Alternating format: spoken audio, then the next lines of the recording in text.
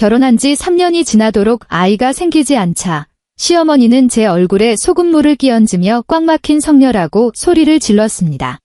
남편은 그 옆에서 아무 말 없이 서 있다가 서류 한 장을 내밀었죠. 거기엔 자네 측 사유로 출산이 불가능함에 따라 재산 분할을 자발적으로 포기한다는 내용이 적혀 있었습니다. 저는 그 서류에 사인하고 빈손으로 쫓겨나 경기도의 한 고시원으로 거처를 옮겼습니다. 하지만 시어머니는 모르고 계셨죠. 그날 오후 제 손에 들려있던 건 눈물을 닦을 휴지가 아니라 서울대학교 병원에서 받은 정액검사 결과지였다는 사실을요. 그 위에는 정자활동성 0%라는 문구와 함께 강준혁이라는 이름이 선명하게 박혀 있었습니다. 본격적인 이야기를 시작하기에 앞서 구독과 좋아요를 눌러주시고 지금 어디에서 듣고 계시는지 댓글로 알려주세요. 여러분이 계신 그곳에 행복이 가득하기를 바랍니다. 그럼 이야기 시작합니다. 이거 마시고 나랑 같이 한의원에 가자. 시어머니 최 여사가 하얀 비닐봉지를 식탁 위에 툭 던졌을 때 가스레인지 위 냄비에서는 삼계탕이 보글보글 끓으며 뚜껑 사이로 하얀 김을 내뿜고 있었습니다. 며느리 서은채는 국자를 든 채 주방 입구에 멍하니 서 있었습니다. 마포구의 겨울바람이 창틈으로 스며들어 주방 바닥은 발바닥이 저릴 정도로 차가웠습니다. 시어머니가 던진 비닐봉지 안에서 임신 테스트기 한 상자와 2번 접힌 진단서가 굴러나왔습니다. 어머님, 오늘은 준혁 씨 오면 같이 저녁 먹기로 했잖아요. 은채는 가스불을 줄이며 아주 조심스럽게 말을 꺼냈습니다. 병원 예약도 이미 해뒀어요. 서울대학교 병원에서 부부가 같이 검사받아야 한다고 하더라고요. 시어머니는 코트도 벗지 않고 목도리를 두른 채였습니다. 추위 때문에 얼굴이 빨개져 있었지만 몸에서는 불같은 기운이 뿜어져 나왔습니다. 그 뒤로 시누이 강수연이 슬리퍼로 갈아 신고는 인사도 없이 현관장에 몸을 기댄 채 팔짱을 끼고 서 있었습니다. 부부가 같이 검사? 시어머니는 코웃음을 치며 진단서를 손가락으로 툭툭 쳤습니다. 아직도 그 책임을 내 아들한테 떠넘기고 싶은 거니? 오늘 내가 다녀온 한의원 원장님이 아주 확실하게 말씀하시더라. 내 몸이 차서 내 자궁에 문제가 있어서 그렇다고 말이야. 결혼한 지 3년이 다 되도록 소식 한 번 없는데 아직도 모르는 척 잡아댈 거야? 은채가 다가가 진단서를 집어 들려 하자 시어머니가 그 손등을 거칠게 내리눌렀습니다. 어머님, 이런 곳에서 한 번 본 걸로 다 판단할 수는 없어요. 은채는 손등의 통증을 참으며 말을 이었습니다. 정식 검사도 아직 안 끝났고 준혁 씨 검사 결과도 봐야 준혁이가 검사할 게 뭐가 있어. 시어머니가 말을 자르며 목소리를 높였습니다. 우리 강가는 대대로 귀한 독자 집안이야. 준혁이 할아버지부터 아버지까지 어디 하나 문제 있는 남자가 없었다고. 그런데 내가 들어오고 나서 이 집안 대가 끊기게 생겼어. 옆에서 수연이 풋하고 비웃음을 터뜨렸습니다. 짧은 외투 차림에 방금 미용실을 다녀온 듯한 머리 모양을 한 수연에게서 진한 향수 냄새가 현관에 퍼졌습니다. 언니, 엄마도 다 언니 생각해서 그러는 거예요. 수연은 손가락으로 귀걸이를 만지작거리며 달콤한 척 독서를 내뱉었습니다. 빨리 인정하고 치료받아야지. 안 그러면 나이 더 먹어서 기회조차 없어질지도 몰라요. 은채는 시누이를 한번 쳐다보고는 대꾸하지 않았습니다. 눌려있던 손등을 빼내자 빨갛게 자국이 남았습니다. 냄비 안의 물소리가 급해지자 은채는 불을 끄기 위해 주방으로 몸을 돌렸습니다. 그런데 시어머니가 그 뒤를 바짝 따라붙었습니다. 식탁 위에는 은채가 삼계탕 간을 맞추려고 미리 타놓은 소금물 사발이 놓여 있었습니다. 그릇 가장자리에는 하얀 소금 알갱이가 조금 묻어 있었죠. 시어머니는 그 사발을 들고 은채의 앞으로 다가왔습니다. 어머님, 그건 마시는 게 아니에요? 은채가 무의식적으로 손을 뻗어 막으려 했습니다. 다음 순간 차가운 소금물이 은채의 이마 위로 쏟아졌습니다. 눈썹과 눈가, 콧날을 타고 입안으로 짠물이 흘러 들어왔습니다. 쓰고 떫은 소금기가 혀끝에 닿았고 앞치마에는 짙은 얼룩이 번졌습니다. 주방에는 삼계탕이 끓는 소리만 가득했습니다. 시어머니는 빈 사발을 식탁 유리 위에 쾅 소리가 나게 내려놓았습니다. 꽉 막힌 성녀 주제에 어디서 말대답이야? 시어머니는 젖은 은채의 얼굴을 매섭게 노려보았습니다. 우리 강가 대가 내 손에서 끊기게 둘 순 없다. 너한테 조금이라도 양심이 있다면 준혁이 발목 그만 잡아. 소금물 때문에 속눈썹이 서로 달라붙었습니다. 은채는 손을 들어 눈가를 닦아내다 욱신거리는 통증에 멈칫했습니다. 소리내어 울지는 않았습니다. 그저 조용히 가스불을 껐습니다. 냄비 뚜껑 사이로 마지막 하얀 김이 흩어지며 은채의 차갑게 젖은 얼굴에 닿았습니다. 수연이 식탁으로 다가와 임신 테스트기 상자를 흔들어 보였습니다. 언니, 오늘은 이거 쓰지 마요. 수연은 생긋 웃으며 상자를 다시 비닐봉지에 쑤셔 넣었습니다. 어차피 매번 한 줄인데 보면 마음만 상하잖아요. 은채는 천천히 앞치마를 벗어 조리대 위에 가지런히 접어두었습니다. 반박하지도 설명하지도 않았습니다. 그저 3시간 동안 정성껏 끓인 삼계탕을 바라보았습니다. 노란 기름기가 고요하게 떠있는 국물은 마치 아무 일도 없었다는 듯 평온해 보였습니다. 저녁 7시 30분, 남편 강준혁이 도어락 비밀번호를 눌렀습니다. 전자음이 울릴 때 은채는 거실 소파 끝에 앉아 있었습니다. 옷을 갈아입고 머리도 어느 정도 말렸지만 눈가에는 여전히 연한 붉은 기운이 남아 있었습니다. 시어머니는 상석에 앉아 텔레비전을 보고 있었고 수연은 카페트 위에 가부좌를 틀고 앉아 귤을 까먹고 있었습니다. 오후에 있었던 소금물 사건을 입에 올리는 사람은 아무도 없었습니다. 남편은 집에 들어오자마자 어머니를 먼저 보고 그 다음 은채를 보았습니다. 서류 가방을 현관장에 내려놓는 그의 목소리에는 피곤함이 서려 있었습니다. 다들 왜 밥 안 먹고 있어? 시어머니가 기다렸다는 듯 벌떡 일어났습니다. 준혁아, 내가 직접 말해라. 내가 오늘 할 말 다 했는데도 저렇게 고집을 피우는구나. 우리 집 너는 지체할 수 없어. 남편은 소금물에 대해서도 은채의 안색이 왜 나쁜지에 대해서도 묻지 않았습니다. 코트를 벗어 걸어두고는 식탁으로 가 물 한 잔을 따랐습니다. 컵을 내려놓는 순간에도 그는 은채의 시선을 피했습니다. 은채는 그의 옆얼굴을 바라보았습니다. 마음 한구석에는 아직 꺼지지 않은 신락 같은 기대가 남아 있었습니다. 어머니가 너무하신 거 아니냐고 한마디 해줄 줄 알았습니다. 적어도 은채야, 너무 서두르지 말자고 말해줄 줄 알았습니다. 준혁 씨. 은채가 입을 열자 목구멍에 남은 소금기 때문에 목소리가 잠겼습니다. 어머님이 오늘 내 얼굴에 소금물을 뿌리셨어. 나보고 아이도 못 갖는다고 하시고. 우리 같이 병원 가서 검사받기로 했잖아. 당신 결과도? 남편이 물컵을 내려놓았습니다. 물은 한 모금도 마시지 않은 채였습니다. 은채야. 남편은 서류 가방에서 미색 파일 하나를 꺼내 거실 탁자 위에 올렸습니다. 우리 이거부터 좀 보자. 은채의 목소리가 멈췄습니다. 파일 표지에는 아무 글자도 없었습니다. 남편은 은채의 맞은편에 앉아 안에 있던 종이 몇 장을 꺼내 탁자 위에 펼쳤습니다. 종이 오른쪽 상단에는 3일 전이라는 인쇄 날짜가 적혀 있었습니다. 이혼 합의서. 은채가 그 글자를 내려다보는 동안 귀에는 뜨거운 물이 들어찬 듯 먹먹해졌습니다. 시어머니는 남편의 뒤에 서서 입술을 굳게 다물고 있었지만 눈빛만은 형형하게 빛나고 있었습니다. 수연은 입으로 가져가던 귤을 멈추고는 흥미진진한 구경거리라도 생긴 듯 눈을 빛냈습니다. 남편이 헛기침을 했습니다. 조항은 변호사 통해서 다 검토했어. 너한테 너무 가혹하게는 안 할 거야. 남편이 그중 한 페이지를 은채 쪽으로 밀었습니다. 사유는 성격 차이로 적었지만 내부 약정 부분은 확실히 해야 해. 아내의 신체적 사유로 인해 혼인 목적을 달성할 수 없으므로 아내는 재산 분할 및 위자료 청구권을 자발적으로 포기한다.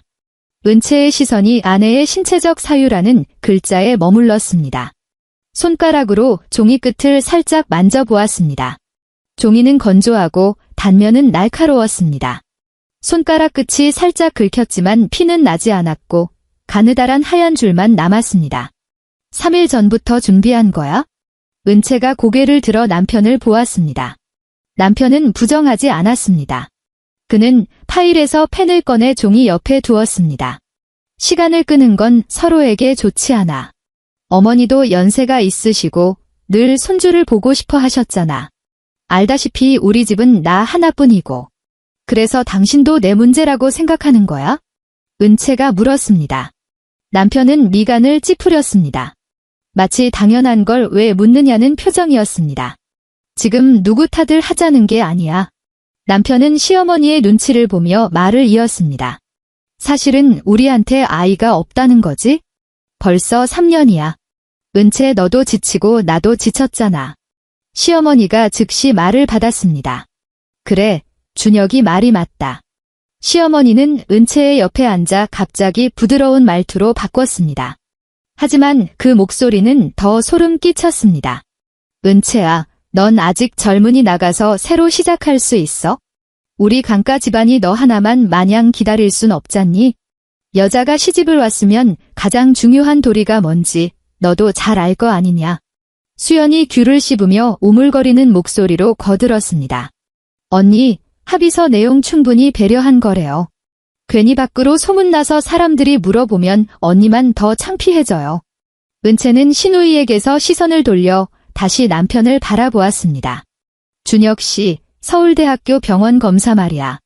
은채의 목소리는 아주 느렸습니다. 기억나. 우리 같이 예약했었지? 당신 샘플 채취하던 날 회사에 급한 일 생겼다고 나보고 대신 전해달라고 맡겼잖아.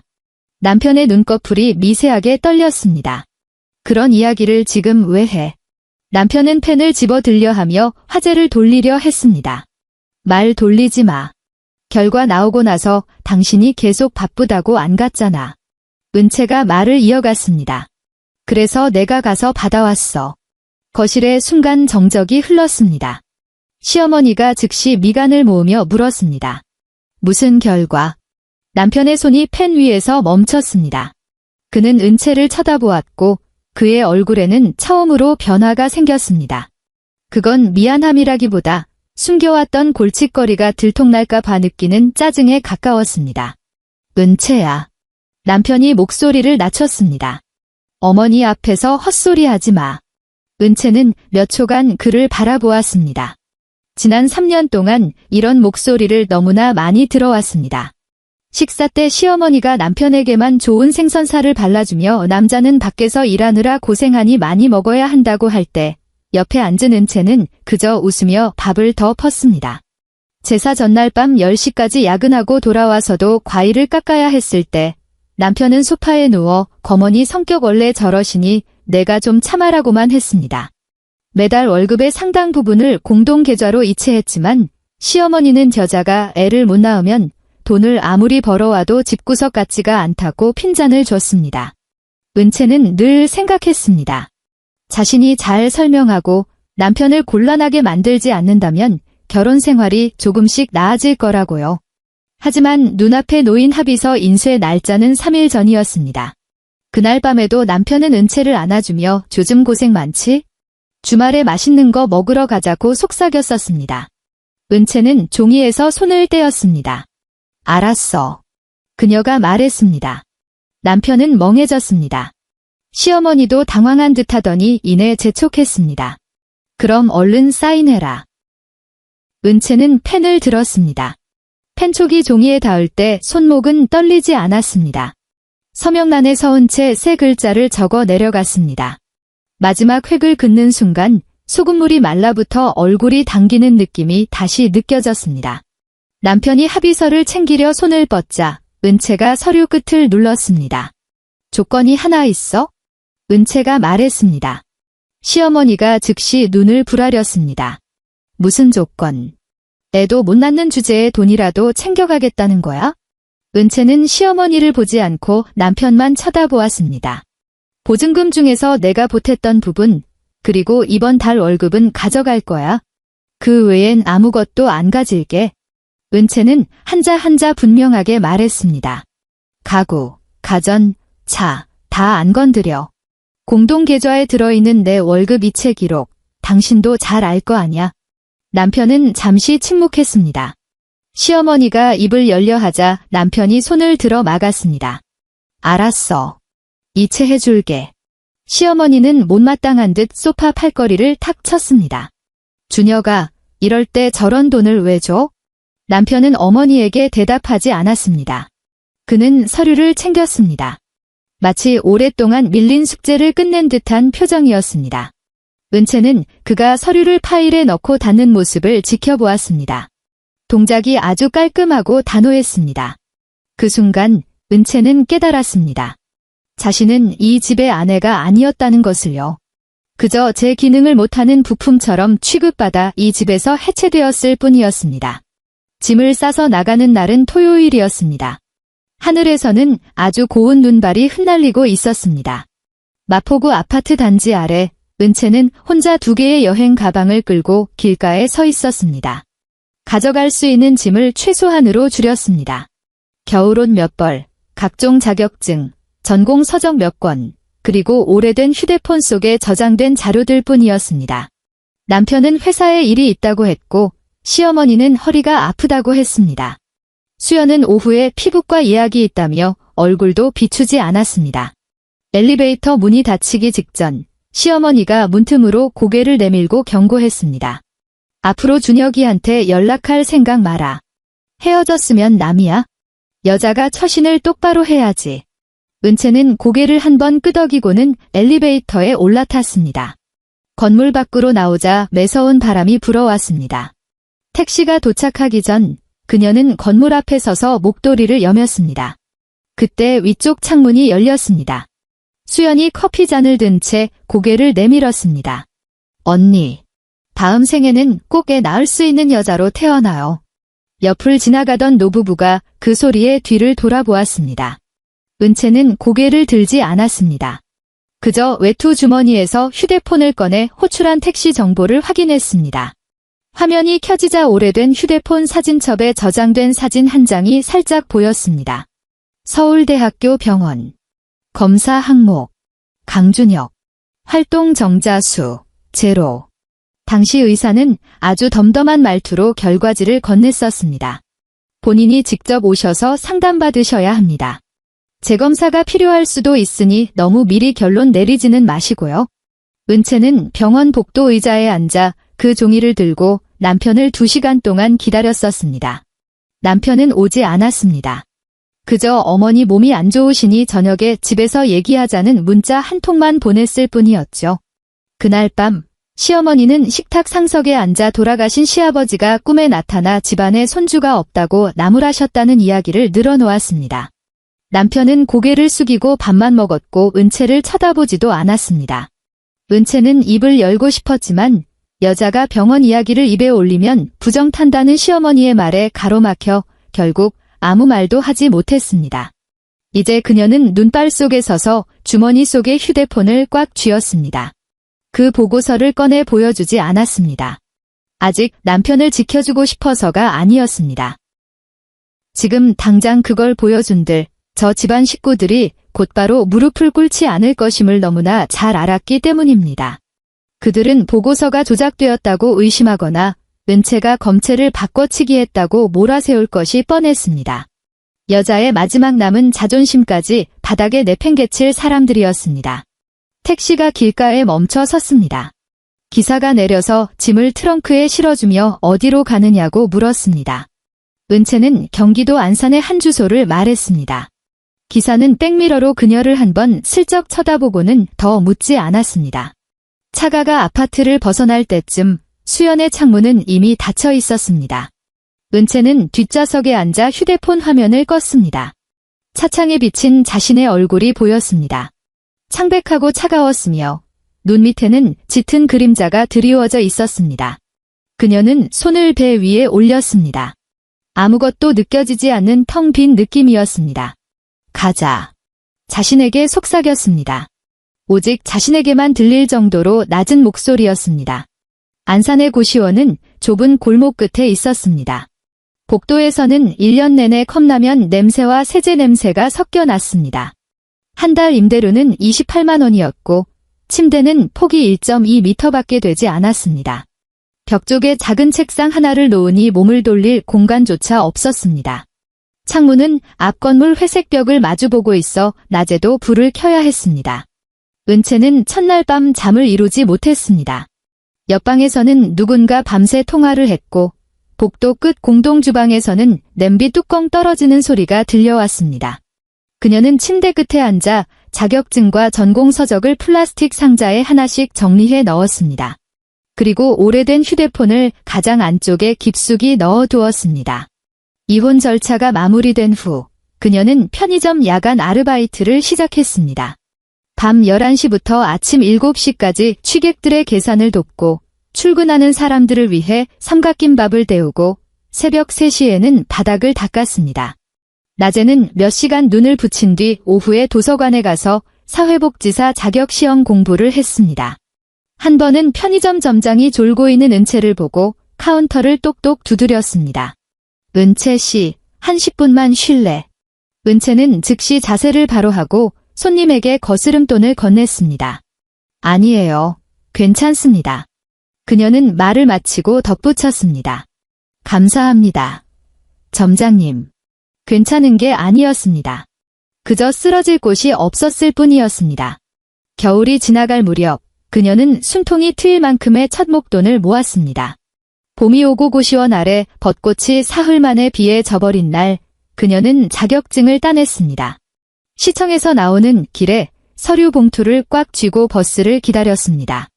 버스 정류장 유리창에는 학원 광고가 붙어 있었고 무거운 가방을 맨 고등학생 2명이 그녀 곁을 달려 지나갔습니다. 축하 파티 같은 건 없었습니다. 방으로 돌아와 편의점 도시락과 컵라면 하나를 먹고는 병원 예약 서류를 정리하기 시작했습니다. 3개월 후 그녀는 시립병원에서 인공수정 시술을 받았습니다. 의사는 미혼 상태에서 진행되는 모든 절차를 숙지했는지 과정을 기다릴 의지가 있는지 물었습니다. 은채는 진료실 의자에 앉아 무릎 위에 손을 가지런히 올린 채 고개를 끄덕였습니다. 확인했습니다. 의사는 그녀를 바라보며 말투를 조금 부드럽게 바꿨습니다. 과정이 많이 힘들 겁니다. 몸도 마음도 준비를 단단히 하셔야 해요. 은채는 준비됐다는 말 대신 동의서 마지막 페이지에 자신의 이름을 적어 넣었습니다. 결과를 기다리는 2주 동안 평소처럼 야간 근무를 했습니다. 새벽녘 냉장고의 우유를 날짜 순으로 정리하다 손가락 끝이 시려왔습니다. 결과를 생각하지 않으려 애썼지만 자꾸만 마음이 쓰였습니다. 화장실에 갈 때마다 세면대에서 흘러나오는 물줄기를 수십 초 동안 멍하니 바라보곤 했습니다. 임신 테스트기에 2줄이 나타난 날 밤, 고시원 복도에서는 누군가 라면을 끓이고 있었습니다. 문틈으로 매콤한 열기가 스며들었습니다. 은채는 침대 끝에 앉아 작은 책상 위에 놓인 테스트기를 바라보았습니다. 아주 오랫동안 바라본 후에야 손을 뻗어 자신의 배를 살며시 어루만졌습니다. 엄마가 잘 키워줄게. 낮게 속삭였습니다. 울지는 않았습니다. 그저 테스트기를 잘 싸서 서랍 깊숙이 넣어두고는 자리에 누웠습니다. 매트리스가 얇아 몸을 뒤척일 때마다 삐걱 소리가 났습니다. 그녀는 밤새 깨어 있었고 손바닥은 내내 배 위에 머물러 있었습니다. 딸 서하은이 태어난 날 수원에는 비가 내리고 있었습니다. 분만실 밖에는 기다려주는 남편도 꽃다발을 든 시댁 식구들도 없었습니다. 시립병원 간호사가 아이를 안겨주었을 때 작은 얼굴은 쭈글쭈글했지만 울음소리만큼은 아주 우렁찼습니다. 은채는 병실 침대에 누워 떨리는 팔로 딸을 가까이 끌어당겼습니다. 그 울음소리가 마치 세상이 자신을 대신해 소리 높여주는 것만 같았습니다. 하은아. 은채가 나직이 이름을 불렀습니다. 서하은. 퇴원 후 생활은 더 촘촘한 가계부 싸움이 되었습니다.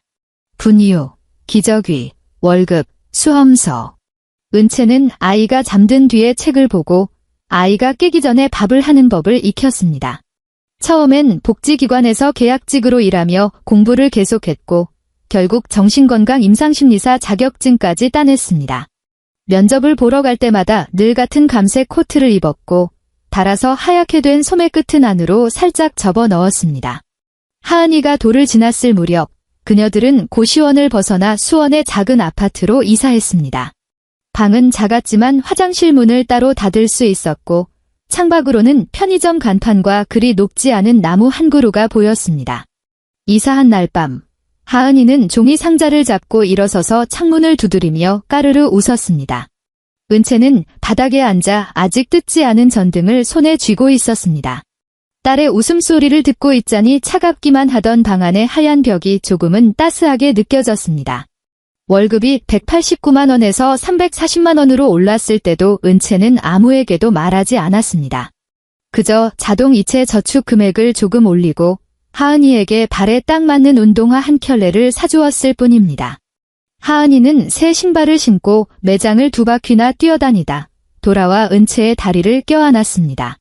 엄마, 가벼워.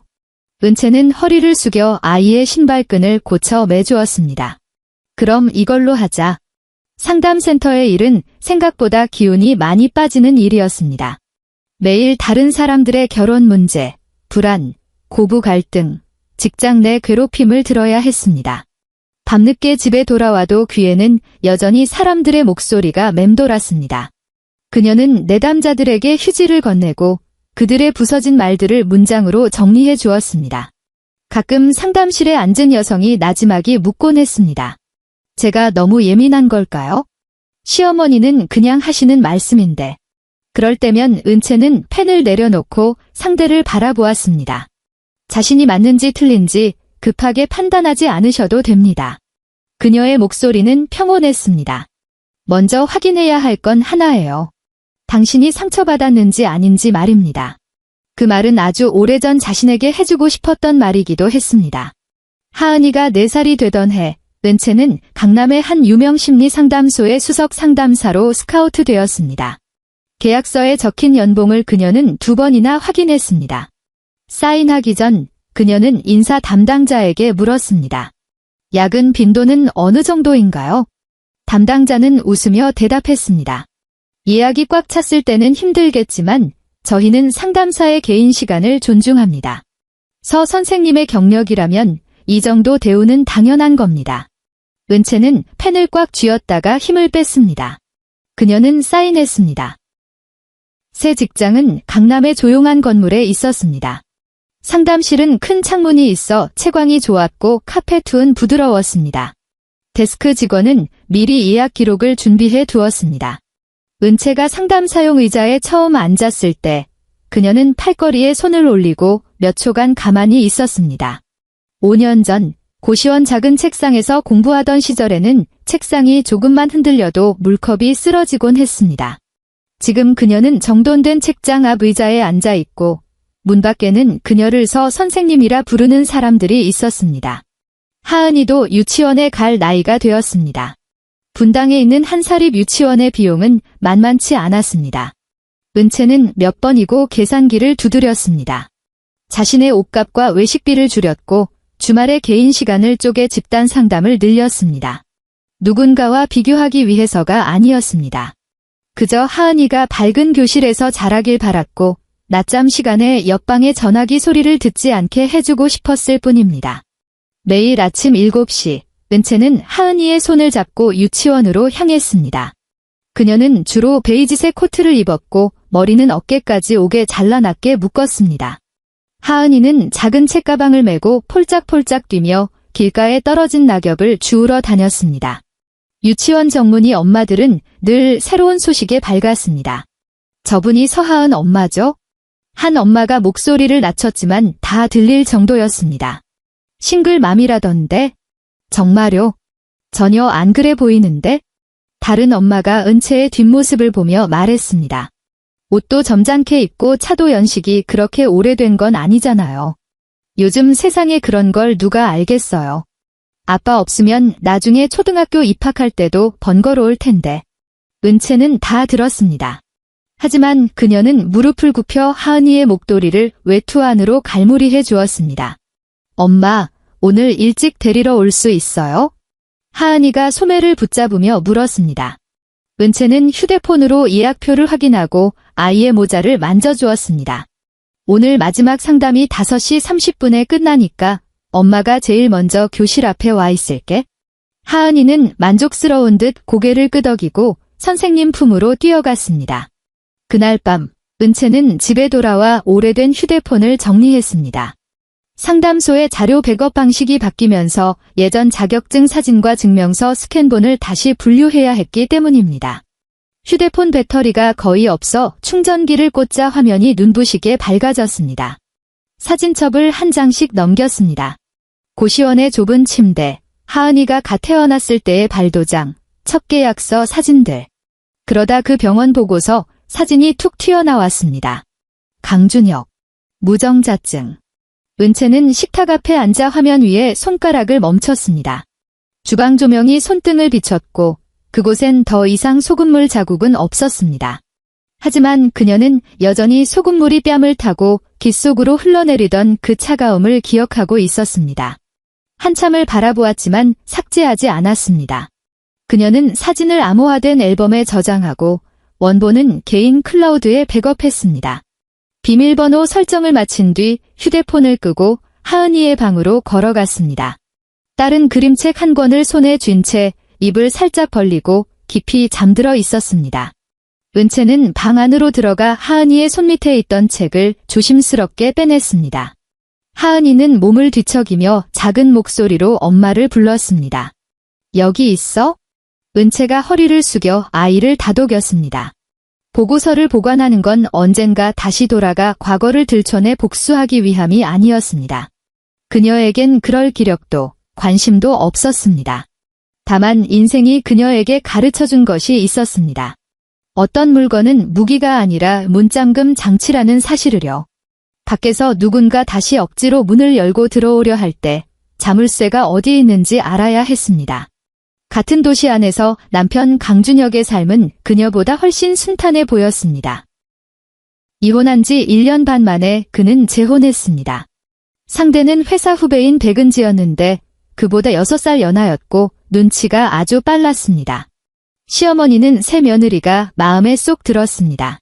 처음 은지를 집에 데려와 밥을 먹던 날 시어머니는 생선살을 발라 그녀의 밥 위에 올려주며 친근하게 말했습니다. 은지야, 많이 먹어라. 여자의 몸이 따뜻해야 집안에 복이 들어오는 법이야. 재혼 8개월 만에 은지가 임신했습니다. 시어머니는 초음파 사진을 들고 거실을 몇 바퀴나 빙빙 돌았습니다. 친척들에게 전화를 걸어 일부러 큰 소리로 자랑했습니다. 그래, 들어섰어.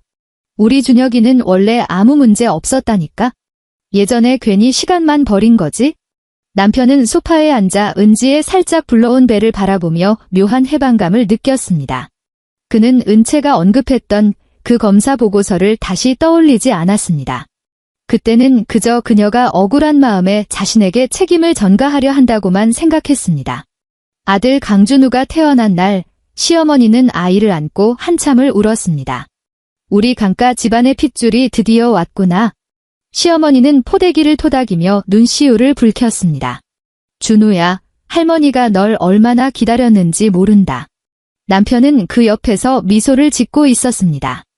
회사 동료들이 축하해줄 때 술을 샀고 선배님도 드디어 아빠가 되셨네요라는 농담에 기분 좋게 잔을 비웠습니다. 은지는 그의 옆에 앉아 조용히 휴대폰을 보고 있었습니다. 화면 빛이 그녀의 얼굴을 비췄고 그녀는 서둘러 휴대폰을 엎어놓으며 남편에게 웃으며 안주를 권했습니다. 그 순간 남편은 그녀의 손가락이 미세하게 떨리고 있다는 사실을 눈치채지 못했습니다. 늦가을의 어느 아침, 분당에는 낙엽들이 바람에 쓸려 길바닥을 뒹굴고 있었습니다. 은채는 하은이의 손을 잡고 유치원 정문으로 향했습니다. 분홍색 패딩을 입은 하은이는 고래 모양 가방을 메고 어제 그렸던 그림 이야기를 쉴 새 없이 늘어놓았습니다. 선생님이 내 나무가 브로콜리 같대요. 하은이가 고개를 들고 물었습니다. 근데 난 한강공원에 있는 나무를 그린 건데 브로콜리가 아니거든요. 은채는 나직이 웃었습니다. 그럼 오늘 선생님께 나무도 아주 동그랗게 생길 수 있다고 말씀드려봐. 하은이는 진지하게 고개를 끄덕였습니다. 유치원 앞에 다다랐을 때 지퍼가 살짝 내려가 있었습니다. 은채는 무릎을 굽히고 아이의 패딩 지퍼를 턱 밑까지 올린 뒤 목도리를 정돈해 주었습니다. 그때 오른쪽에서 목소리가 들려왔습니다. 이게 누구야? 은채 아니야. 은채의 손이 멈칫했습니다. 5년 만에 듣는 목소리였지만 마치 식탁 위에 남겨졌던 차가운 소금물처럼 갑자기 손등을 적시는 기분이었습니다. 그녀는 천천히 일어나 몸을 돌렸습니다. 전 남편 강준혁이 3m 정도 떨어진 곳에 서 있었습니다. 그의 손에는 3살쯤 되어 보이는 남자아이가 들려 있었고 파란색 모자를 쓴 아이는 길가의 낙엽을 발로 차고 있었습니다. 그의 옆에는 베이지색 캐시미어 코트를 입고 명품 가방을 팔에 건 백은지가 서 있었습니다. 그녀의 시선은 은채의 얼굴에서 하은이에게로 옮겨갔습니다.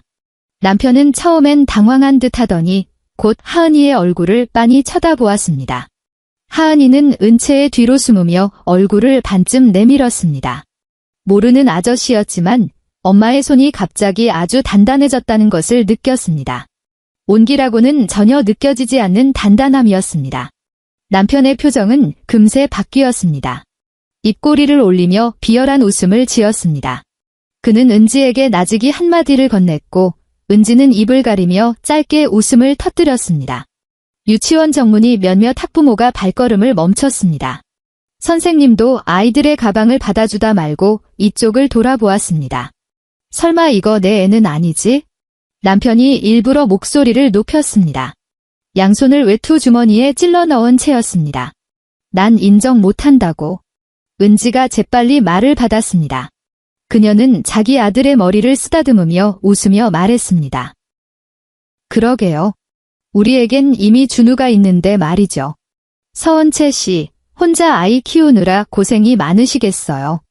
그녀는 둘이라는 단어에 힘을 주었습니다. 마치 그 두 글자가 모든 것을 증명이라도 한다는 듯이요. 은채는 즉시 입을 열지 않았습니다. 허리를 숙여 하은이를 등 뒤로 반걸음 더 숨기고 아이의 어깨를 지그시 눌러주었습니다. 그리고 고개를 들어 남편을 똑바로 바라보았습니다. 5년이라는 시간이 흘러 남편의 얼굴은 조금 부어 있었고 눈가엔 잔주름이 늘었습니다. 하지만 자신이 우위에 있다고 생각할 때 짓는 그 표정만큼은 변하지 않았습니다. 그는 여전히 자신이 가문과 결혼, 그리고 남성이라는 이름의 법정에서 그녀를 심판할 수 있다고 믿는 듯 했습니다. 은채의 목소리는 아주 차분했습니다. 마치 상담실에서 내담자의 정보를 확인하는 것처럼요. 강준혁 씨, 당신이 불임이라는 걸 설마 아직도 모르는 거예요? 정문이 바람이 순간 멈춘 듯 했습니다. 남편의 얼굴에서 웃음기가 순식간에 사라졌습니다. 입을 가리고 있던 은지의 손이 멈췄고 눈이 휘둥그레졌습니다. 옆에 있던 한 엄마는 아이의 모자를 벗기다 말고 동작을 멈췄습니다. 남편이 먼저 정신을 차렸습니다. 그는 한 걸음 다가오며 목소리를 낮췄지만 당혹감을 감추지는 못했습니다. 무슨 헛소리야? 은채는 물러나지 않았습니다. 서울대학교 병원 2019년 3월 10일 정액 검사 결과지. 그녀는 남편을 뚫어지게 쳐다보았습니다. 무정자증. 당신 대신 내가 받아온 그 결과 말이야. 은지의 얼굴이 하얗게 질리기 시작했습니다. 그녀의 손이 입가에서 떨어져 아들의 어깨를 꽉 쥐었습니다. 아이가 미간을 찌푸렸습니다. 엄마, 아파. 준우가 작게 투덜거렸습니다. 은지는 손에 힘을 조금 뺐지만 아이를 내려다보지는 않았습니다. 그녀는 남편을 쏘아보며 떨리는 목소리로 물었습니다. 준혁 씨, 그게 무슨 소리야? 남편은 입을 벌린 채 은지를 보았다가 주변 학부모들을 살폈습니다. 마치 사람들 앞에서 넥타이가 풀려버린 것처럼 모든 체면이 엉망이 되었습니다. 아니야. 남편이 은지에게 말한 뒤 다시 은채를 향해 소리쳤습니다. 여기서 미친 소리 하지 마.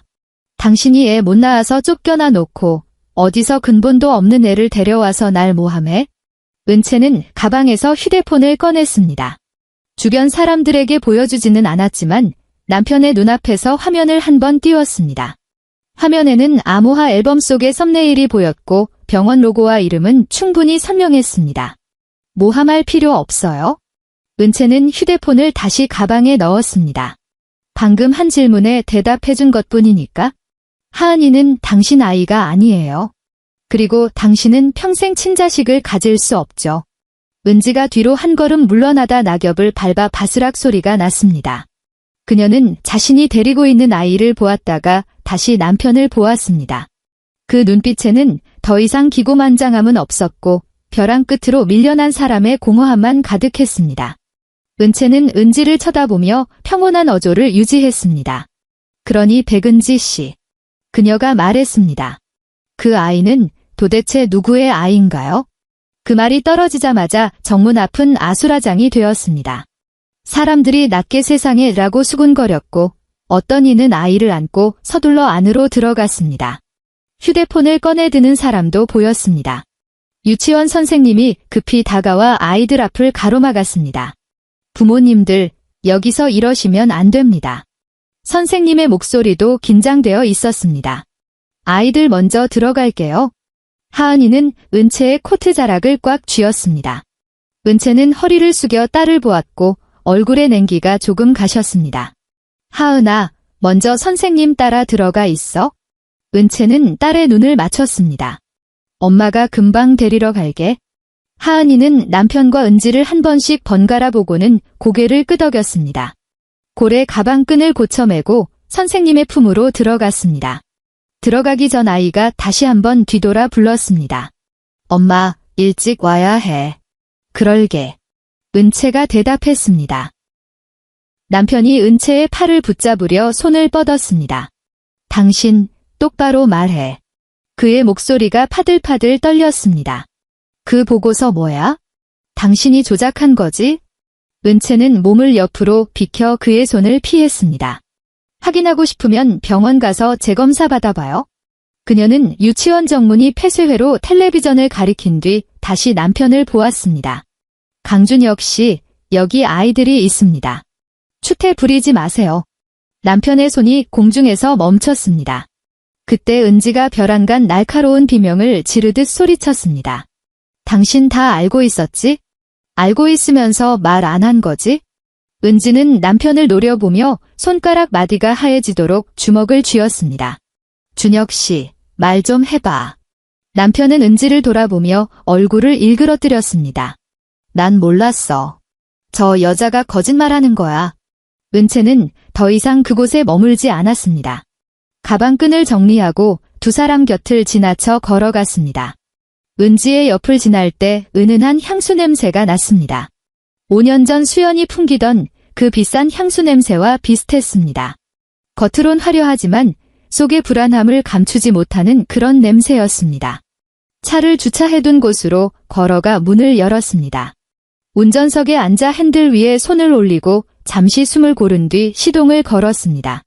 통쾌하지는 않았습니다. 그저 고요했습니다.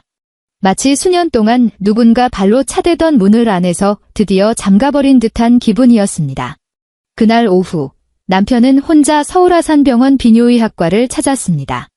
가장 빠른 시간으로 예약도 없이 접수했습니다. 대기실에는 많은 남자들이 앉아 있었습니다. 휴대폰을 보는 사람, 아내와 소곤소곤 이야기하는 사람. 남편은 가장자리 플라스틱 의자에 앉아 손바닥에 땀을 닦아냈습니다. 유치원 앞에서 본 은채의 표정이 자꾸만 떠올랐습니다. 그녀는 거짓말을 할 사람이 아니었습니다. 그 생각이 들자마자 그는 고개를 저으며 부정했습니다. 그럴 리 없습니다. 은지가 임신했고 준우가 태어났습니다. 온 가족이 다 보았습니다. 자신이 아이를 안아주었고 우유를 먹였으며 아빠라고 부르는 소리를 들었습니다. 그럴 리가 없습니다.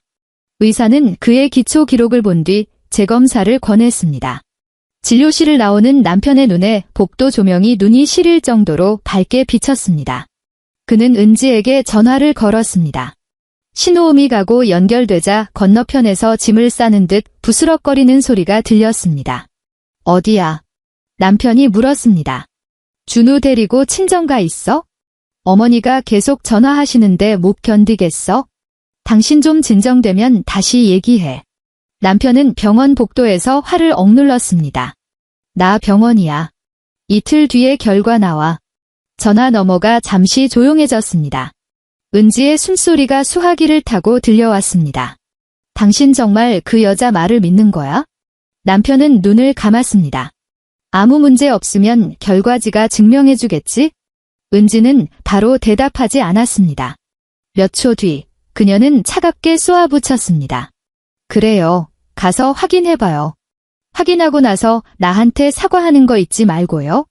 전화가 끊어지고 남편은 검게 변한 화면을 바라보았습니다.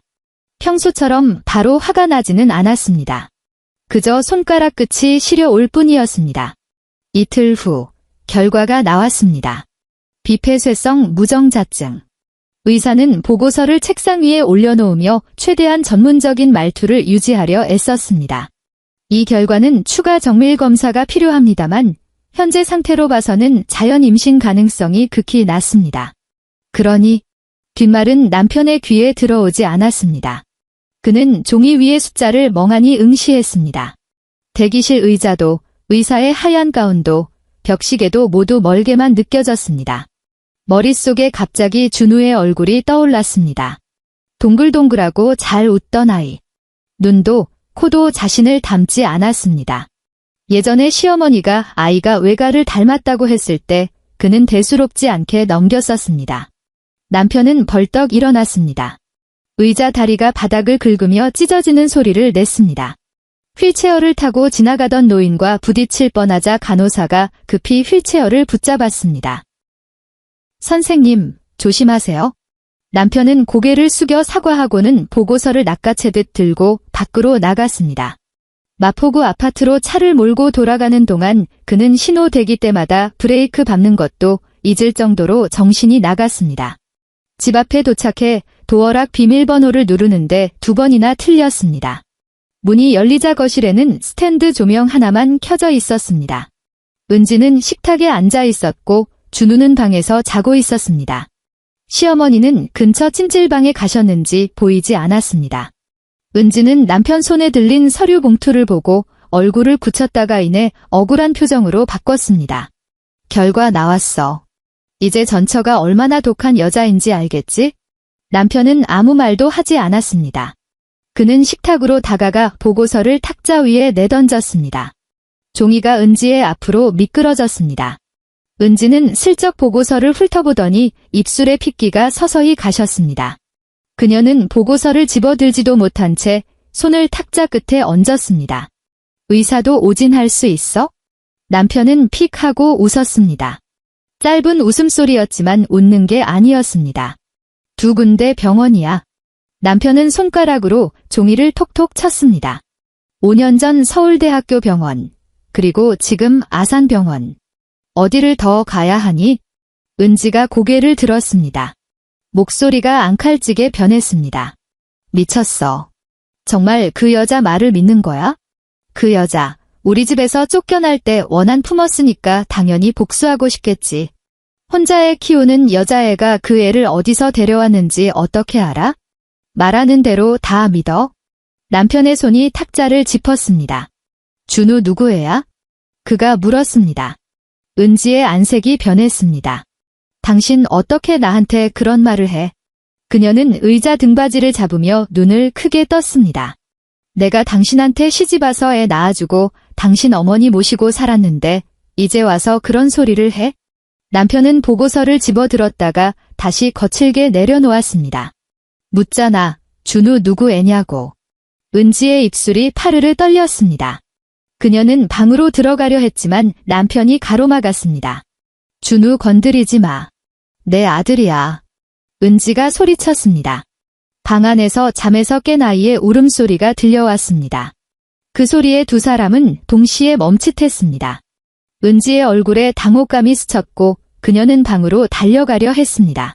남편이 문 앞을 막아선 채 낮은 목소리로 말했습니다. 애 깼어. 내가 달랠 테니까 넌 앉아 있어? 은지는 제자리에 서서 어깨를 들썩이며 숨을 몰아쉬었습니다. 남편은 방으로 들어가 우는 준우를 안아주었습니다. 아이는 아빠의 어깨에 얼굴을 묻고 울먹였습니다. 아빠아. 남편의 손이 굳었습니다. 귓가에 닿는 그 목소리는 부드럽고 따뜻했습니다. 지난 3년 동안 들어온 그 목소리였습니다. 그는 아이의 등을 토닥였습니다. 동작은 기계적이었습니다. 준우가 다시 잠들자 그는 문을 닫고 거실로 나왔습니다. 은지는 의자가 아니라 바닥에 주저앉아 있었습니다. 식탁 다리에 등을 기댄 채 머리카락을 늘어뜨린 그녀의 얼굴엔 아무런 표정도 없었습니다. 남편은 그녀 앞에 서서 입을 열기를 기다렸습니다. 10분이 지난 뒤에야 은지가 입을 열었습니다. 김 대리예요. 그녀의 목소리는 아주 작았습니다. 남편은 못 알아들은 듯 미간을 찌푸렸습니다. 은지가 고개를 들었습니다. 눈에는 눈물 대신 파렴치한 공허함만 남아 있었습니다. 당신 부서의 김대리요. 그해 회식 끝나고 당신 계속 야근할 때 나도 회사 자주 갔었잖아요. 그러다 한 번 그녀가 잠시 멈췄다가 침을 삼켰습니다. 임신할 줄 몰랐어요. 정말로요. 남편의 주먹이 꽉 쥐어졌습니다. 김대리. 그는 그 친구를 기억합니다. 키가 크고 잘 웃던 친구. 회식 때마다 잔을 들고 선배님 하며 따르던 녀석이었습니다. 준우의 돌잔치 날에도 축의금을 내고 사진 끝자락에서 공손하게 웃고 있었죠. 남편은 뒤로 물러나다 의자에 부딪혔습니다. 의자가 바닥에 넘어졌지만 세우지 않았습니다. 나 불임인 거 알고 있었어? 남편이 물었습니다. 은지는 고개를 돌렸습니다. 몰랐어요. 말이 빨라졌습니다. 그냥 그 한 번이 실수라고 생각했어요. 그런데 당신 어머니가 너무 좋아하시고 주변 사람들도 다 축하해주니까 어떻게 말해요? 말하는 순간 난 끝인데. 그래서 남의 자식을 나한테 키우게 한 거야? 남편의 목소리가 갈라졌습니다. 은지가 갑자기 고개를 들며 대들었습니다. 그럼 당신은요? 그녀가 반문했습니다. 당신도 예전에 전처한테 불임죄 뒤집어 씌웠잖아요. 검사 다 해놓고 왜 보고서 안 찾으러 갔어요? 집안 식구들이 그 여자 욕할 때 당신 한마디라도 거둔 적 있어요? 남편의 얼굴이 순식간에 붉게 달아올랐습니다. 너 그 사람 입에 올릴 자격 없어. 은지는 비웃음을 흘렸습니다. 아주 흉한 웃음이었습니다. 그래요. 나 자격 없죠? 그런데 강준혁 씨, 이제야 아픈가요? 5년 전 당신이 합의서 내밀 때 그 여자는 안 아팠을 것 같아? 남편이 손을 들어 무언가를 내리치려다 멈췄습니다. 손은 자신의 이마로 향했습니다. 그는 몸을 돌려 베란다로 나가 문을 열었습니다. 차가운 바람이 거실로 들이쳤고 탁자 위의 종이가 펄럭거렸습니다. 은지는 식탁 옆에 앉아 보고서를 내려다보았습니다. 방 안의 아이는 더 이상 울지 않았습니다. 그녀는 기운이 빠진 듯 다시 의자에 몸을 기댔습니다. 시어머니가 돌아왔을 때 집안은 불이 켜진 채였고 탁자 위의 보고서와 넘어진 의자가 그대로였습니다. 이게 다 무슨 일이야? 시어머니는 신발을 갈아 신으며 투덜거렸습니다. 밤늦게 베란다 문을 왜 열어놔? 애 감기 걸리면 어떡하려고. 남편은 소파에 앉아 고개도 들지 않았습니다. 은지는 식탁 옆에서 하얗게 질린 얼굴로 앉아 있었죠. 시어머니가 다가와 보고서를 보더니 처음엔 이해가 안 가는 듯 눈을 가늘게 뜨고 읽어 내려갔습니다. 그러다 무정자증이라는 글자를 본 순간 손을 떨며 종이를 바닥에 떨어뜨렸습니다. 이게 뭐냐? 시어머니의 목소리가 가늘게 떨렸습니다. 준혁아, 이게 뭐야? 남편은 대답하지 않았습니다. 시어머니는 허리를 굽혀 보고서를 줍고 다시 읽었습니다. 그리고 은지를 향해 고함을 쳤습니다. 그럼 준우는? 우리 준우는 어떻게 된 거야? 은지는 눈을 감은 채 아무 말도 하지 않았습니다. 시어머니의 안색이 순식간에 흑빛으로 변했습니다. 식탁을 짚고 간신히 자리에 앉더니 이내 바닥으로 스르르 미끄러졌습니다. 아들을 걱정하거나 몸 상태를 묻는 게 먼저가 아니었습니다. 그녀가 입을 열어 처음 뱉은 말은 이것이었습니다. 그럼 준우가 우리 강가 핏줄이 아니라고? 남편이 고개를 들어 어머니를 보았습니다.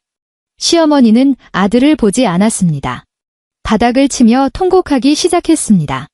내 손주가 아니라고?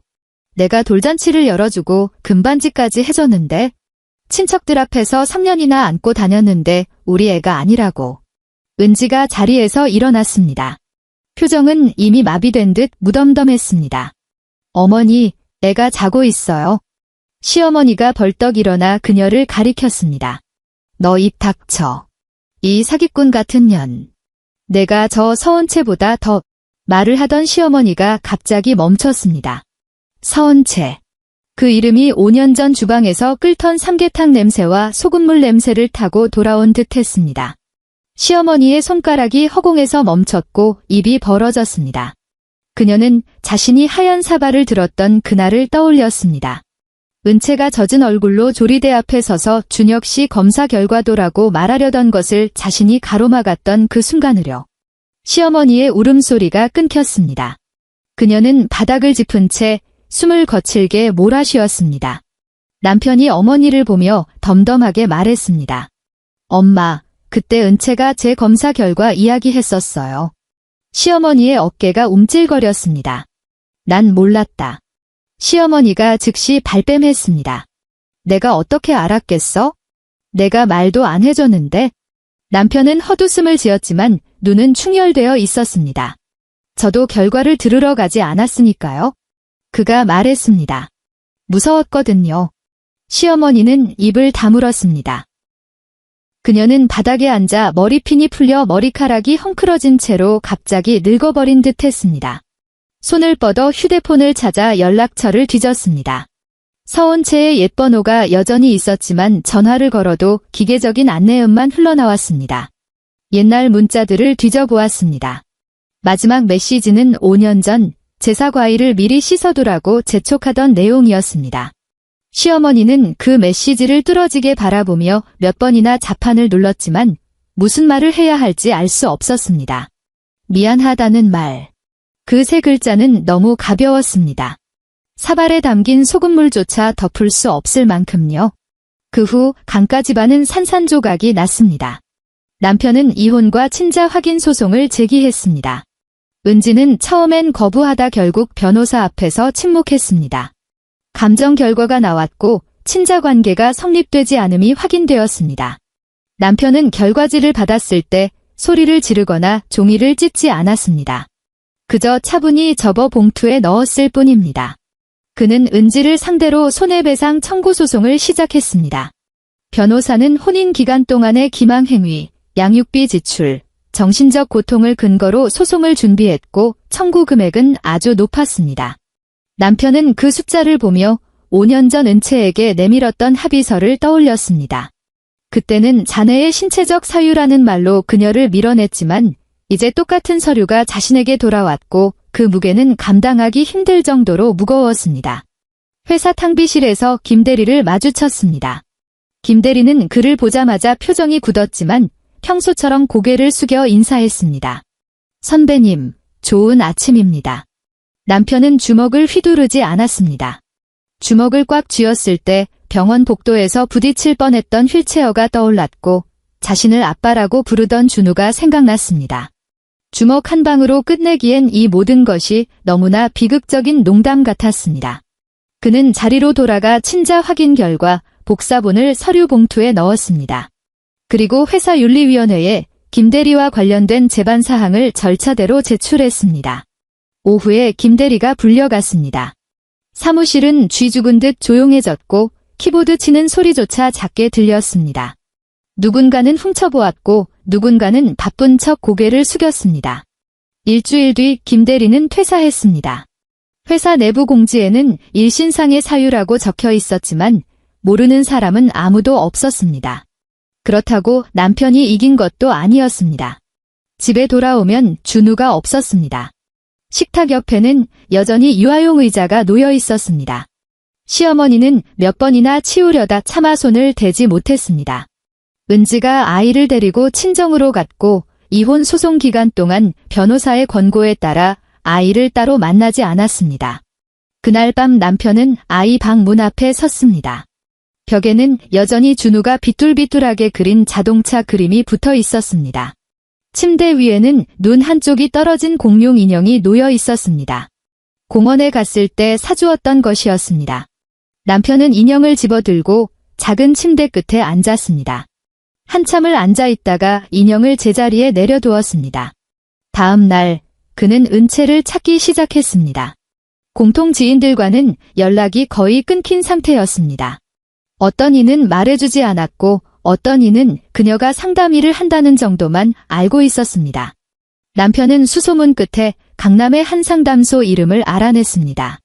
옛 동료는 전화기 너머에서 한참을 망설였습니다. 준혁아, 찾아서 뭐 하게? 그가 물었습니다. 벌써 시간이 얼마나 흘렀는데? 남편은 차 안에서 앞 유리에 맺힌 빗방울을 보며 대답했습니다. 사과하고 싶어서 그래?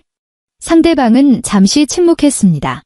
사과도 상대방이 원해야 하는 거야? 그는 말을 마친 뒤 상담소 이름을 알려주었습니다. 가서 소란 피우지 마. 그분 지금 아주 잘 살고 계시니까? 남편은 상담소 안내 데스크를 통해 초진 예약을 했습니다. 본명을 숨기지 않았고 사유에는 수면 장애와 가족 문제라고 적었습니다. 예약 당일 강남의 하늘은 아주 맑았습니다. 상담소는 조용한 건물에 있었고 엘리베이터 거울은 얼굴이 훤히 보일 정도로 깨끗했습니다. 남편은 거울 속에 자신을 보았습니다. 넥타이는 너무 꽉 조여 있었고 눈 밑은 거무스름했습니다. 손에는 서류 봉투 하나를 꽉 쥐고 있었습니다. 안내 직원이 기초 자료 작성을 요청했고 잠시 후 상담실 앞으로 안내했습니다. 문이 열리자 은채가 창가 쪽 상담사 의자에 앉아 있었습니다. 하얀 셔츠 차림에 예전보다 짧아진 머리는 깨끗한 턱선을 드러내고 있었습니다. 등 뒤 책장에는 햇살이 가득 내리쬐고 있었죠. 그녀는 고개를 들어 그를 보았지만 눈빛에는 아무런 동요도 없었습니다. 강준혁 씨. 은채가 예약표를 보며 말했습니다. 앉으세요. 남편은 문 앞에 서서 움직이지 못했습니다.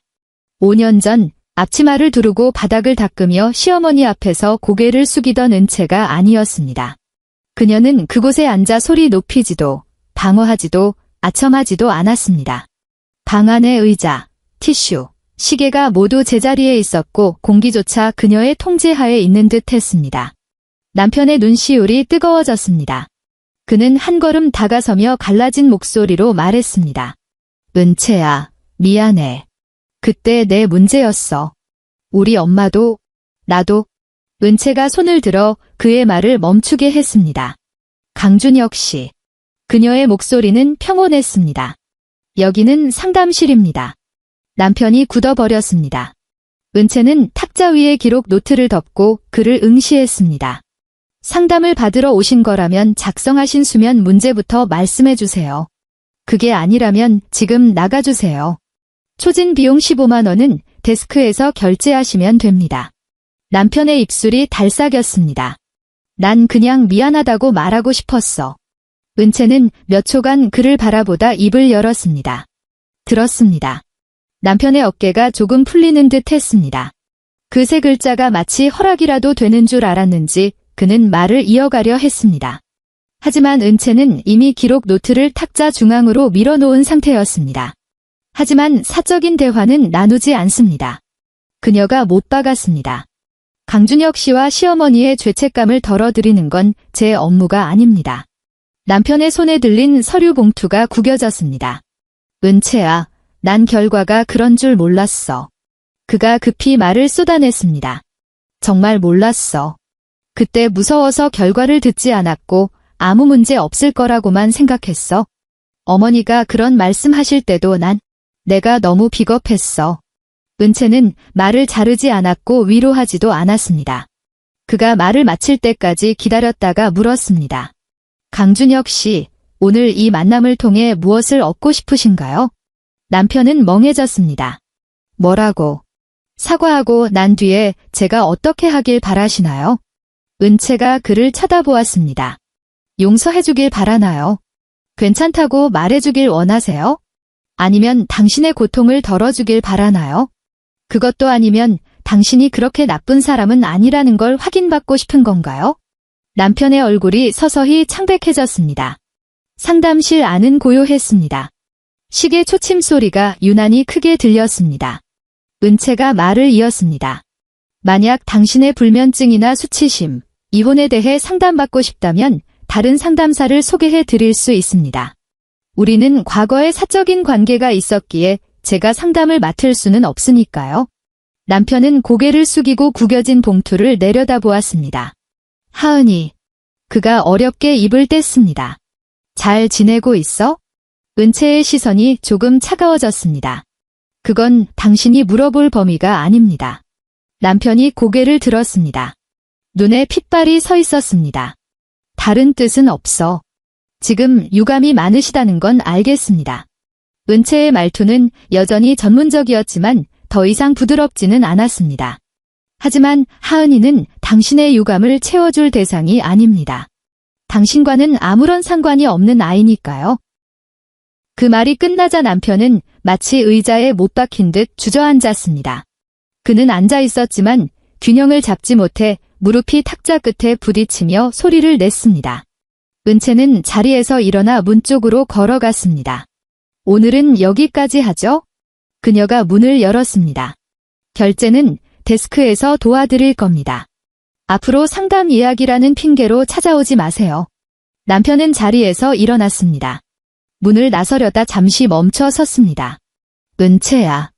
그는 뒤를 돌아보지 않은 채 물었습니다. 넌 왜 그때 그 보고서를 보여주지 않았어? 은채는 문고리를 잡은 손에 힘을 주지 않았습니다. 이미 결과를 알고 있었으니까요. 그녀가 대답했습니다. 남편이 몸을 돌렸습니다.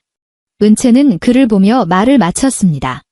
검사 결과가 아니라 당신 가족의 결과를 알고 있었다는 뜻입니다. 남편은 문가에 서서 모든 의욕이 꺾인 표정이 되었습니다. 그는 결국 고개를 떨구고 상담실을 나섰습니다. 안내 직원이 예의 바르게 결제를 요청했고 그는 카드를 꺼냈지만 손이 떨려 단말기에 제대로 꽂지도 못했습니다. 엘리베이터 문이 닫히기 직전 그는 은채의 상담실 문이 닫히는 것을 보았습니다. 그녀는 끝내 그를 보러 나오지 않았습니다. 강가 집안의 소문은 친척들 사이에서 삽시간에 퍼졌습니다. 한국 사회에서 친척 모임의 비밀이란 거의 존재하지 않습니다. 누구 집 애가 어느 대학에 갔는지, 누구 집이 집을 넓혔는지, 누구 집 며느리가 임신했는지 같은 이야기는 명절 밥상머리에서 단골 메뉴처럼 오르내리곤 하죠. 강가 집안의 이야기는 더더욱 안주거리가 되기 좋았습니다.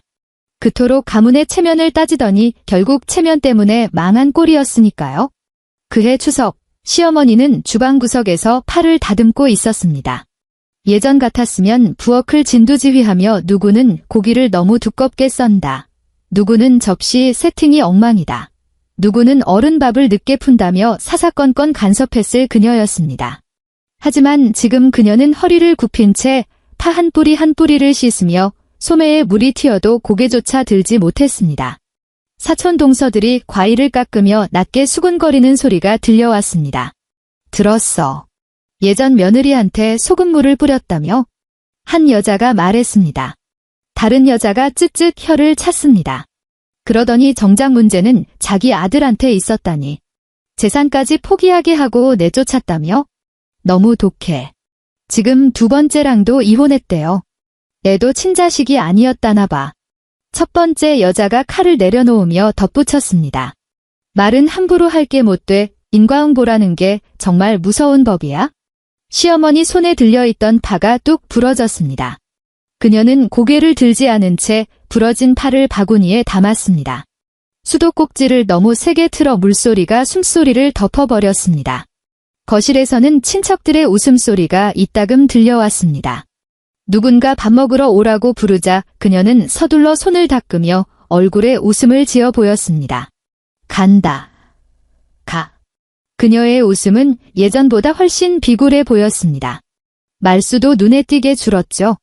누군가 손주 이야기를 꺼내면 고개를 숙이고 밥만 먹었고 준혁이 요즘 어떠냐고 물으면 그저 일하느라 바쁘다는 말만 되풀이했습니다.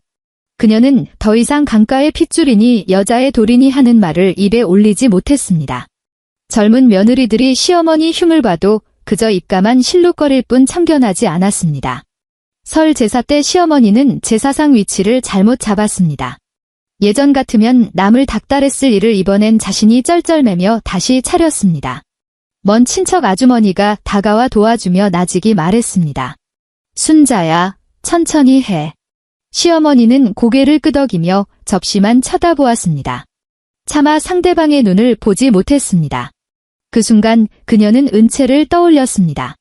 매년 제사 전날 밤, 은채는 주방을 가장 오래 지켰습니다. 손질된 재료들이 가지런히 놓여 있었고 그릇들은 깨끗이 씻겨 엎어져 있었죠. 아침에 시어머니가 일어났을 때는 이미 많은 일이 끝나 있었습니다. 그때는 칭찬 한마디 없이 그저 며느리로서 당연한 일이라 여겼었습니다. 이제 주방에는 다른 사람이 있고 다른 소리가 들리며 다른 눈빛들이 오갑니다. 그녀는 이제야 깨달았습니다. 어떤 정적은 성격이 죽어서가 아니라 누구도 그녀가 아픈지 묻지 않았기 때문이었다는 것을요. 남편의 두 번째 이혼 소송은 반년이 지난 뒤에야 마무리되었습니다. 법원은 은지에게 위자료 일부를 지급하고 아파트 분할해서 양보하라는 판결을 내렸습니다. 금액은 그가 처음에 요구했던 것만큼은 아니었지만 변호사는 이 정도면 선방한 것이라고 말했습니다. 남편은 법원 박벤치에 앉아 변호사의 설명을 들으며 몇 번 고개를 끄덕였습니다. 은지가 반대편에서 걸어 나왔습니다. 그녀는 많이 말라 있었고 화장도 옅었습니다. 남편을 보더니 발걸음을 멈췄지만 두 사람은 몇 미터 거리를 둔 채 인사도 나누지 않았습니다. 준우는 보이지 않았습니다. 아이는 은지의 친정어머니가 돌보고 있었습니다. 친자 관계가 법적으로 부정된 뒤 남편은 감정이라는 것이 보고서 한 장으로 잘라낼 수 있는 게 아님을 깨달았습니다. 밤마다 여전히 아빠라고 부르던 그 소리가 귓가에 맴돌았습니다. 하지만 더 이상의 미련은 서로를 힘들게 할 뿐이라는 것도 잘 알았습니다. 변호사가 과거 양육비 청구 소송을 계속할지 물었지만 그는 오랫동안 침묵하다가 최소한의 청구만 남겨두었습니다. 관용 때문이 아니었습니다. 그저 그 아이를 다시 어른들의 진흙탕 속으로 끌어들일 기력이 남아있지 않았기 때문입니다. 마포구 아파트를 처분하고 남편은 오피스텔로 이사했습니다. 집은 새 건이었고 아래층엔 편의점이 있었으며 창밖으론 다른 건물 유리벽만 보였습니다. 가구는 거의 없었고 거실은 말을 하면 울릴 정도로 텅 비어 있었습니다. 시어머니는 처음에 집 파는 걸 반대하며 그곳이 집안의 터전이라고 울었지만 남편은 이렇게만 말했습니다. 그 집은 이미 오래전에 없어진 거나 다름없어요. 시어머니는 수연의 집으로 거처를 옮겼습니다. 수연도 어머니를 예전처럼 살갑게 대하지 않았습니다. 이미 가정을 꾸린 수연은 시어머니가 집에 와서 외손주 밥 먹는 습관을 따지고 사위의 제사 준비를 타박하자 결국 폭발했습니다. 엄마, 우리 집까지 엄마식으로 간섭하지 마요. 수연이 주방 문턱에서 차갑게 쏘아붙였습니다. 엄마가 그렇게 해서 얻은 결과가 뭔데요? 시어머니는 그 자리에 얼어붙었습니다. 딸을 쳐다보았지만 입술만 달싹일 뿐 아무 말도 하지 못했습니다. 그날 밤 그녀는 혼자 베란다에서 빨래를 개다 말고 휴대폰을 집어들었습니다. 여전히 연결되지 않는 은채의 번호를 한참 동안 바라보았습니다. 남편은 오피스텔로 이사한 뒤 밤마다 은채의 사회관계망 서비스 계정을 몰래 들여다보곤 했습니다. 그녀의 계정에는 사생활이 많이 올라오지는 않았습니다. 가끔 사진 몇 장이 올라올 뿐이었죠.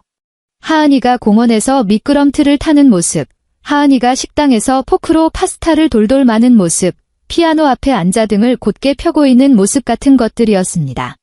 사진 속에는 은채의 모습이 거의 없었지만 가끔 그녀의 손이 보였습니다. 가느다란 손목에 단정하게 정리된 손톱. 남편은 아이의 웃음을 보며 젊은 시절의 은채와 조금 닮았다고 생각했습니다. 이목구비가 아니라 웃을 때 눈이 휘어지는 그 무방비한 모습이 그랬습니다. 그는 한 번 메시지를 보낸 적이 있습니다. 정말 미안해. 너와 아이가 행복하길 바랄게. 답장은 없었습니다. 두 번째로는 아주 길게 메시지를 썼습니다. 어머니가 요즘 몸이 안 좋으시다는 이야기, 집을 팔았다는 이야기, 매일 밤 잠을 이루지 못한다는 이야기들. 하지만 전송 버튼을 누르기 직전에 그는 멈췄습니다. 한참을 망설이다 결국 모두 지워버렸습니다. 화면에는 오직 하얀 입력창만 남았습니다. 그는 잘 알고 있었습니다. 은채가 다시는 이 말들을 받아주지 않을 것임을요. 하지만 그는 여전히 그녀의 페이지를 봅니다. 마치 자물쇠가 바뀐 줄 알면서도 남의 집불빛 아래서 한참을 서성이는 사람처럼요. 1년 뒤 은채는 분당의 59제곱미터 크기의 작은 아파트를 샀습니다. 그리 크지는 않았고 대출 부담도 만만치 않았지만 채광이 좋고 하은이만의 방이 있는 집이었습니다. 계약하는 날 중개인은 서류를 하나하나 펼쳐 보이며 보증금과 대출, 관리비와 입주 날짜를 설명했습니다. 은채는 아주 꼼꼼히 들으며 확인이 필요한 부분은 빠짐없이 물었습니다. 서명하는 동안 하은이는 옆에 작은 의자에 앉아 그림을 그리고 있었죠. 엄마, 이 집에는 내 책상도 있어요. 하은이가 고개를 들고 물었습니다. 중개인이 웃으며 대답했습니다. 방이 있으니까 책상도 놓을 수 있지? 은채는 딸의 머리를 쓰다듬어 주었습니다. 우리 같이 가서 고르자. 이사하는 날은 날씨가 아주 맑았습니다. 이삿짐센터 직원들이 상자를 하나씩 들여놓았고 바닥에는 임시보호 필름이 깔렸습니다. 하은이는 양말만 신은 채 텅 빈 방 안을 뛰어다녔습니다. 목소리가 하얀 벽 사이로 통통 튀어 올랐습니다. 엄마, 내 방에 창문이 있어요. 하은이가 창가로 달려가 발을 돋우고 밖을 내다보았습니다. 나무가 보여요. 은채는 주방 입구에서 하은이 책이라고 적힌 상자를 들고 서 있었습니다. 창밖에는 은행나무 가로수가 줄지어 서 있었고 잎들이 막 노랗게 변하기 시작하고 있었습니다. 햇살이 방 안으로 쏟아져 들어와 아직 침대도 놓이지 않은 바닥에 부드러운 양단처럼 깔렸습니다. 하은이가 달려와 은채의 허리를 꼭 껴안았습니다. 엄마, 침대는 여기 놓고 책상은 저기 놓을래요? 하은이가 손가락으로 벽면을 가리키며 아주 진지하게 계획을 세웠습니다. 내 고래 가방도 문 뒤에 걸어둘 거예요. 은채는 무릎을 굽히고 상자를 내려놓았습니다. 그래. 그녀가 말했습니다. 이건 하은이 방이니까 하은이가 정해. 하은이의 눈이 반짝였습니다. 정말요? 정말이지. 은채가 고개를 끄덕였습니다. 대신 책 정리는 직접 해야 해. 하은이는 콧방귀를 끼며 잠시 고민하는 듯하더니 엄숙하게 약속했습니다. 정리할게요. 은채는 웃음을 터뜨렸습니다. 그녀는 딸을 꽉 안고 아이의 머리카락에 얼굴을 묻었습니다. 하은이가 뛰어다닌 탓에 머리카락에서 기분 좋은 땀 냄새와 어린이 샴푸 향이 났습니다. 은채는 눈을 감고 아주 잠시 그 온기를 느끼다 놓아주었습니다. 가서 그림책부터 저쪽에 둬. 그녀가 상자를 열어주었습니다. 엄마는 주방 좀 확인하고 올게. 주방 수도꼭지가 아직 덜 조여졌는지 물방울이 뚝뚝 떨어지고 있었습니다. 은채는 공구를 꺼내 무릎을 굽히고 조절했습니다. 문득 아주 오래전 마포 아파트 주방이 떠올랐습니다. 삼계탕 냄새와 소금물 사발이 생각났죠. 하지만 기억은 더 이상 칼날처럼 그녀를 찌르지 않았습니다. 그저 오래된 옷가지처럼 상자 밑바닥에서 발견되었다가 다시 조용히 넣어지는 그런 것이었습니다. 거실에서 하은이가 커다란 그림책을 들고 그녀를 불렀습니다. 엄마, 이건 어디다 둬요? 은채가 고개를 내밀었습니다. 창가 쪽에 우선 둬. 책장 오면 그때 정리하자. 하은이는 시키는 대로 했습니다. 그림책을 창가 바닥에 정성스럽게 내려놓고는 손바닥으로 표지를 탁탁 쳤습니다. 마치 새 방에 도장이라도 찍는 것처럼 말이죠. 유치원 정문에서의 그 사건은 학부모 단체 대화방을 타고 오랫동안 회자되었습니다. 누군가는 영상을 찍어 얼굴에 모자이크를 하고 자막을 달아 인터넷에 올리기도 했습니다. 댓글이 수천 개 달렸습니다. 속 시원하다는 반응, 남편을 욕하는 말, 시댁을 비난하는 글, 뒷이야기를 궁금해하는 추측들이 가득했죠. 상담소 동료가 점심시간에 그 영상을 보고 은채에게 조심스럽게 물었습니다.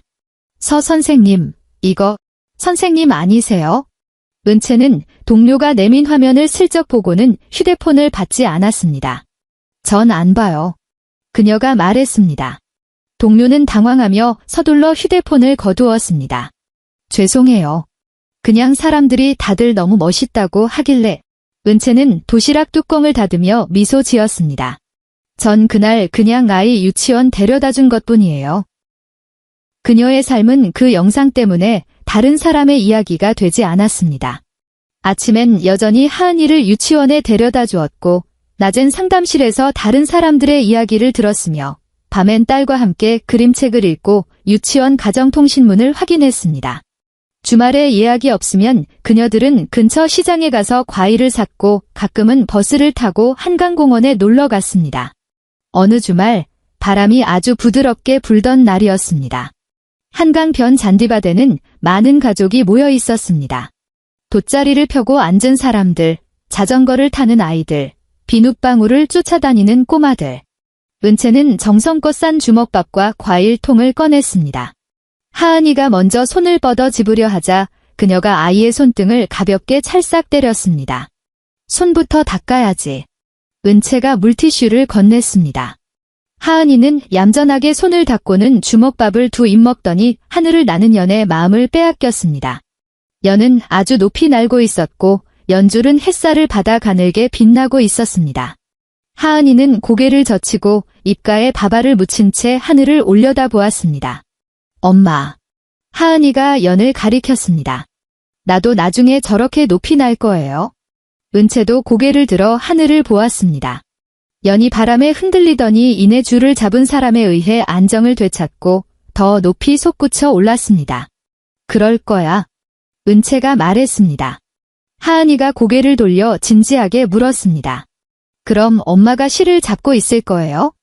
은채는 물티슈를 집어들어 딸의 입가에 묻은 밥알을 닦아주었습니다. 하은이가 어릴 때는 엄마가 실을 봐줄게. 그녀가 미소 지으며 대답했습니다. 하지만 하은이가 다 크고 나면 실은 하은이 손에 있을 거야. 하은이는 아직 그 말이 무슨 뜻인지 다 이해하지 못하는 듯했지만 그 말이 마음에 들었습니다. 아이는 고개를 끄덕이고는 옆집 아이가 연을 날리는 모습을 구경하러 달려갔습니다. 몇 발자국 가다 말고 다시 뒤돌아 소리쳤습니다. 엄마, 주먹밥 다 먹으면 안 돼요. 은채는 웃으며 도시락 뚜껑을 덮었습니다. 강바람이 불어와 돗자리 한쪽 끝이 들썩였습니다. 은채는 손을 뻗어 그 끝을 누르고 하은이의 고래 모양 책가방을 그 위에 얹어두었습니다. 가방은 이제 조금 낡아 지퍼 끝에 칠이 벗겨져 있었지만 여전히 튼튼해 보였습니다. 하은이는 멀지 않은 곳에서 멈춰 서서 다른 아이와 함께 연줄 뭉치를 연구하고 있었습니다. 엄마가 뒤에 있는지 확인하지도 않았고 혼자 남겨질까 봐 겁내지도 않았습니다. 은채는 돗자리에 앉아 딸이 연줄 타래를 두 손으로 조심스럽게 받쳐든 모습을 지켜보았습니다. 연이 다시 한번 하늘 높이 솟았습니다. 하은이는 두 손으로 줄을 꽉 쥐고 환하게 웃으며 소리쳤습니다. 엄마, 정말로 날아요. 은채는 일어나 대신 줄을 잡아주지 않았습니다. 그녀는 그저 그 자리에 앉아 바람에 흩어진 돗자리 자락을 다시 평온하게 매만져 주었습니다. 엔드.